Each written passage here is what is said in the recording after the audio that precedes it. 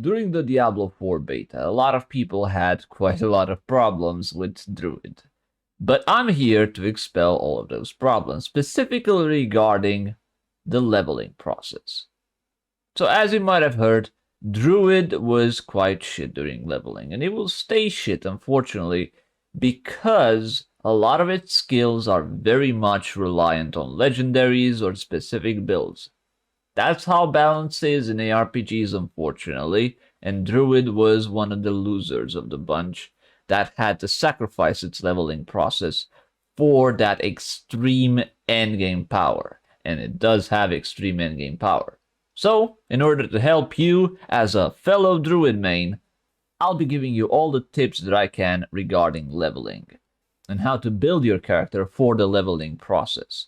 Let's get right into it. So the first thing you're gonna want to grab is Storm Strike. Now this is quite easy to understand.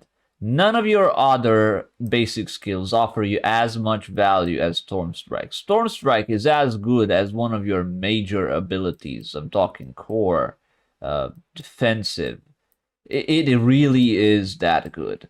It gives you 25% damage reduction, which is insane to have as a stat for 3 seconds. That means you have 25% damage reduction all of the time, 100% upkeep. It generates the most spirit as well, and has a decent lucky hit chance. On top of that, it can also immobilize enemies with a 15% chance, and most importantly, it can proc vulnerable. And this is the biggest factor of them all. With a 50% chance, it has the biggest chance to proc vulnerable from your entire kit. And vulnerable is one of the biggest stats in this game. It is the biggest damage multiplier that you can get on anything in your kit. You want vulnerable up 100% of the time, and this will give it to you. For just picking your regular basic skill, you can have that amazing ability. So naturally, we're gonna be using that. The next skill you want to grab is Tornado.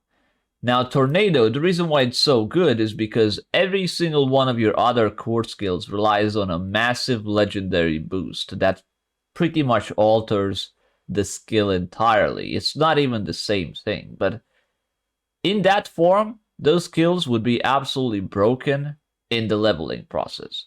So as a way to essentially make the leveling process fun as well, Blizzard has decided to nerf the shit out of the skills and take all their power and slap it on those legendaries. So don't expect any of these 3 skills, specifically Lightning Storm, Pulverize, and Shred, to be of any use during the leveling process. Tornado, however, has the highest potential damage out of your entire kit. Baseline, when it is maxed, it can do up to 250% weapon damage on a single target if you can learn how to use the ability, which will take a bit of getting used to, but it is a skill shot, meaning it follows the same path every time. So you can learn how to get the most out of the ability. It will take a while though. But 250%, well, it's good, but it's not great. Thankfully, you have a 20% chance to spawn 2 tornadoes. And that's what makes tornadoes so insane. Every now and then you'll proc 2 tornadoes and absolutely melt something with 500% maximum damage. Now, of course, you won't get all that damage unless you get the legendary for it, but we're not looking at legendaries. Against something like a boss, you will get a lot of that damage, and it will feel great. Casting 2 tornadoes always feels nice. And on top of that, it also gets the slowed modifier. Damage versus slowed is a modifier in this game that you can get on your weapon, meaning that you can get that extra little bit of damage. And that's why you want to pick Tornado over every single one of these other skills. It's simply because it's decent by itself. These skills will also be very good, but that's once you get the legendaries to support them. Until that point, you don't really want to look into them. And the next thing you're going to want to grab is Bloodhound. The reason for that is because this heal While it might not seem like much, it does add up to a lot thanks to Enhanced Bloodhound, which every time you kill something will reduce your cooldown by 1 second. And considering how many mobs you'll be killing all the time inside of this game, you know this thing has 0 cooldown. So you essentially not only get a 20% heal that's up basically all the time, you also get an attack speed steroid for 4 seconds. That makes your kit just flow so much better. It's not extremely significant, but it just ties everything together so nicely for the leveling process when you're at this point. So you want to pick this up. Your other defensive skills are good as well. If you're going for hardcore, I would also recommend Earthen Bulwark because it is an unstoppable skill. And basically what this means is you can use this skill at any time to break out of crowd control and just walk away from anything that's dangerous to you. It's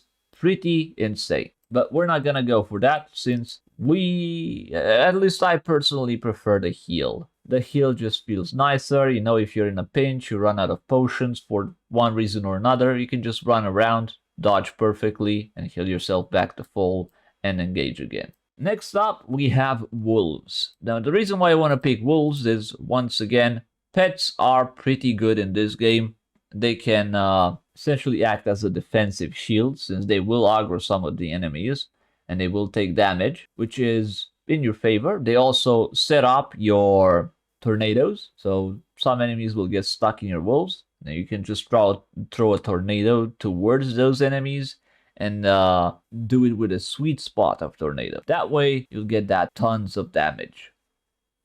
Top of that, because your tornado is slow, they will also be proccing this, Enhanced Wolves. And because your tornado slows, you will give your wolves 20% increased damage thanks to this trait, Enhanced Wolves. And of course, you can go for Brutal Wolves for that extra bit of attack speed every now and then when you get a crit. This is a pretty good single target skill that just aids you in general. Now what I want to show you guys is one of my favorite skills, Trample. Trample is excellent for leveling. It gives you Unstoppable, which means you can use it as a getaway. It's your only mobility skill from the entire Druid kit, and it deals insane damage. It deals 75% base damage against everything that it hit, and then you can also knock things into the wall for an additional 45% damage, leaving you somewhere at around 120% base damage just for putting 1 point into the ability. But that's not where the magic happens.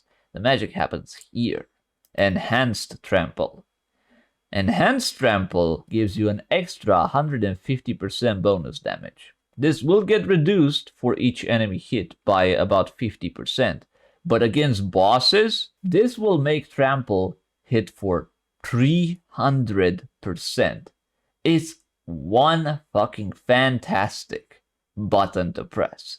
It gives you mobility, you get on top of the enemy, you are unstoppable, so if the boss stunned you, you can just get out of it and get back on top of the boss. It's just great all around. I heavily recommend every leveling druid to use Trample. And then you can just make it give you Fortify, which is a very good stat if you're going for more defenses, and you can also get the extra Spirit if that's what you want, that extra little bit of damage or quality of life. It's really up to you. I personally like the Fortify because I'm going to be playing on hardcore. I'm going to be trying to get my name on that statue, so I'm going to be playing a bit more safely. Now what we want is Poison Creeper.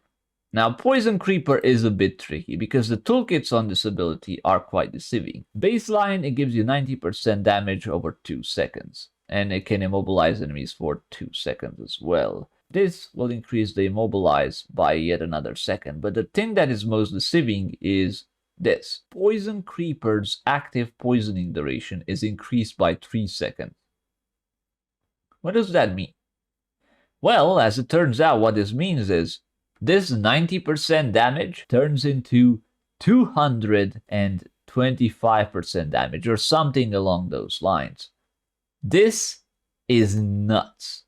You just press a button and everything around you takes 225% damage.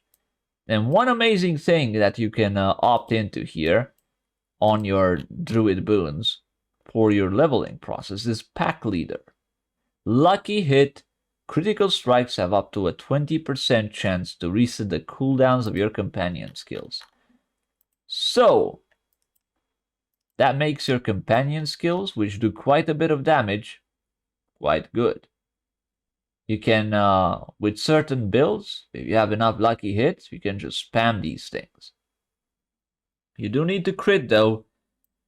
Now we're actually gonna be stopping here. You might be wondering why we're stopping at level 22. Well, the reality is by this point you'll start receiving your first few legendaries. And you can pretty much put points into any of these abilities as you see fit. It doesn't really matter. It's not a very in-depth thing that I want to give you. I want to guide you to get the right abilities up until you can start transitioning, which will happen at around level 22. At around level 22, you'll start receiving one of these legendaries that I've put on screen. And if you get even one of these, your entire build changes. If you get a companion legendary, then you immediately want to switch over to a companion build.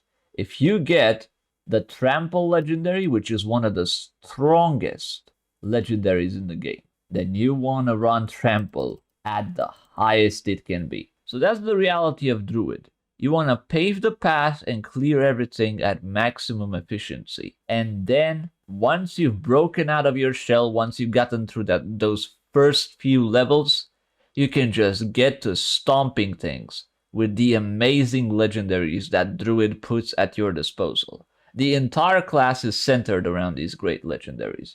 But that means a lot of your base strength has to be nerfed in order to not make the class too broken. Which kind of sucks, but at the same time, it's also amazing that you can have so much fun at the point in the game where you're gonna be spending most of your time. So that's what I want you guys to keep in mind. This is why I made this video. I want to make your road to the end game as easy as possible, get you ready for that transition, and put you in a situation where you've had fun from the very beginning, and you will have even more fun at the very end. That was it from me today.